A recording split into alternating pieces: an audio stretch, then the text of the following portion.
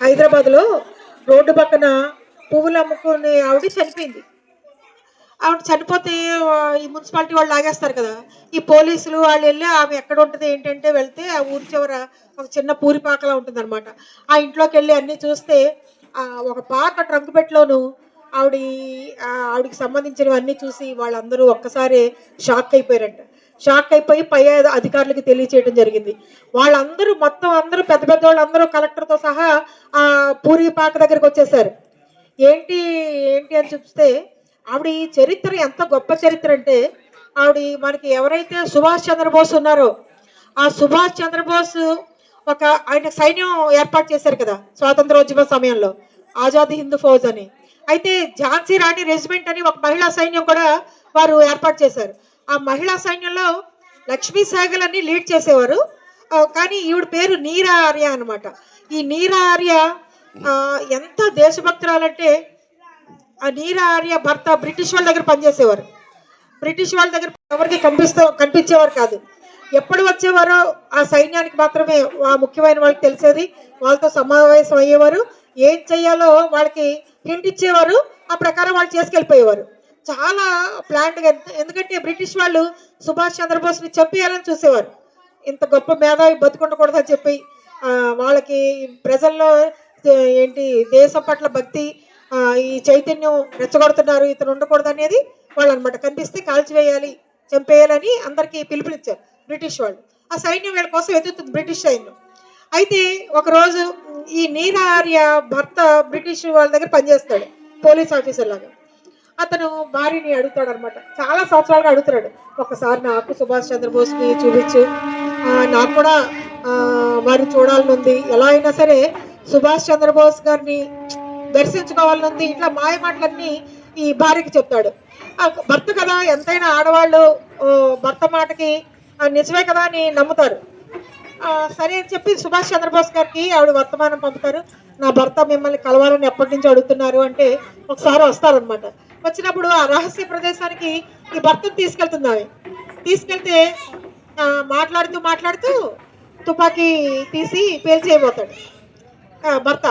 ఈమె చాలా సైన్యంలో పనిచేస్తుంది కదా, సుభాష్ చంద్రబోస్ శిక్షణలో తయారైంది నీరా ఆర్య. ఆమె చాలా చురుగ్గా స్పందించి భర్త చేతిని పక్కకి తిప్పి ఆ తుపాకీ పడేసి సుభాష్ చంద్రబోస్ని తప్పించేస్తుంది. ఈ భర్తని అటువైపు తోసేసరికి ఇతను పడిపోతాడు. పడిపోయి లేచి లోపల సుభాష్ చంద్రబోస్ మాయమైపోతారు. మాయమైపోతే తర్వాత ఈమెను అరెస్ట్ చేస్తారు పోలీసులు, బ్రిటిష్ వాళ్ళు. అరెస్ట్ చేసి సుభాష్ చంద్రబోస్ ఎక్కడున్నాడో నువ్వు చెప్తావా చెప్పవా అని చెప్పి అనేక రకాల చిత్రహింసలు పెడతారు. ఎన్ని రకాల చిత్రహింసలు పెట్టినా ఆమె చెప్పదు. చివరికి ఆమె వక్షోజాలు కోసేస్తారు. అంత బాధని పట్టింది కానీ ఒక్క మాట కూడా సుభాష్ చంద్రబోస్ ఎక్కడ ఉంటాడు, ఎట్టి వెళ్తాడు అని ఆమె 2 వక్షోజాలు వాళ్ళు నరికేస్తారు, బ్రిటిష్ వాళ్ళు కోసేస్తారు కత్తితోటి. అలాగే ఆమె ఓర్చుకుంది కానీ చెప్పదనమాట. అంత గొప్ప దేశభక్తురాలు. తర్వాత మన స్వాతంత్రం వచ్చాక కూడా ఆవిడ గూఢచారిగా పనిచేసింది. ఆవిడ ఇంకా నా కోసం ఆవిడ ఏం కోరుకోలేదు. ఆవిడ కోరుకున్నది ఏంటి, ఈ దేశానికి స్వాతంత్రం రావాలని. దేశానికి స్వాతంత్రం వచ్చింది, స్వాతంత్రం వచ్చింది. కానీ ఆవిడ అలాగా పేదరాలుగా జీవిస్తూ గూఢచారిగా వ్యవహరిస్తూ అట్లాగా, అంటే నిజాం పాలన చాలా దారుణంగా ఉండేది. ఇందాక సింధు చెప్పింది అక్కడ ఈ కళ్ళు తాగే సంస్కృతి ఒకటి ఉంది అని చెప్పి. ఆ నిజాం పాలన చాలా భయంకరంగా ఉండేది అనమాట. ఆడవాళ్ళ పట్ల చాలా క్రూరంగా బిహేవ్ చేసేవాడు. అయితే ఆమె అక్కడ గూఢచారిగా పనిచేస్తుంది అనమాట తెలంగాణలో, హైదరాబాద్లో. ఎప్పటికప్పుడు వర్తమానం ఇస్తూ ఉండేది. మన ఈ నిజాం సంస్థానం వీళ్ళకి కూడా సమాచారం అందింది. ఆవిడ ఎవరంటే ఆ సుభాష్ చంద్రబోస్ సైన్యంలో పనిచేసి అప్పుడు గూఢచారిగా పనిచేస్తూ సామాన్య మహిళ అనమాట ఆ నీరా ఆర్య. ఆవిడ ఎలా బతికింది, పువ్వులు అమ్ముకుంటూ బతికింది.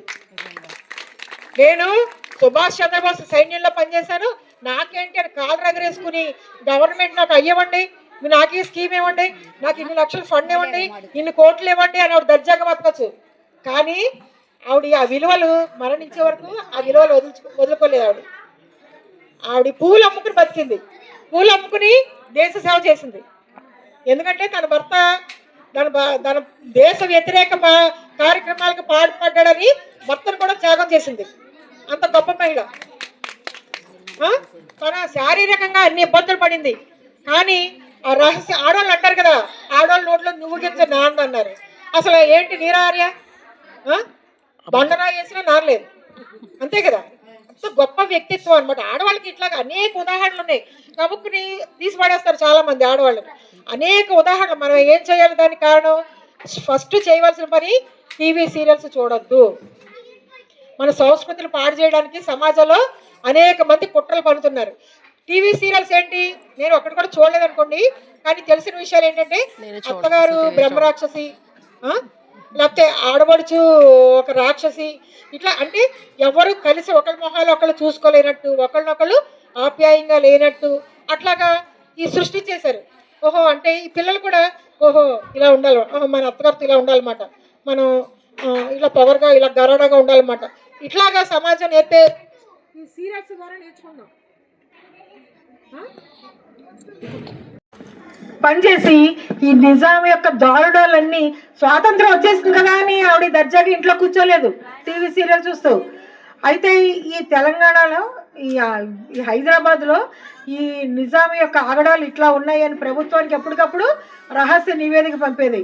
సర్దార్ వల్లభాయ్ పటేల్ వచ్చి అతన్ని ఉక్కుపాదంతో అణిచేసి ఈ హైదరాబాద్ సంస్థానాన్ని విలీనం చేసేసుకున్నాడు.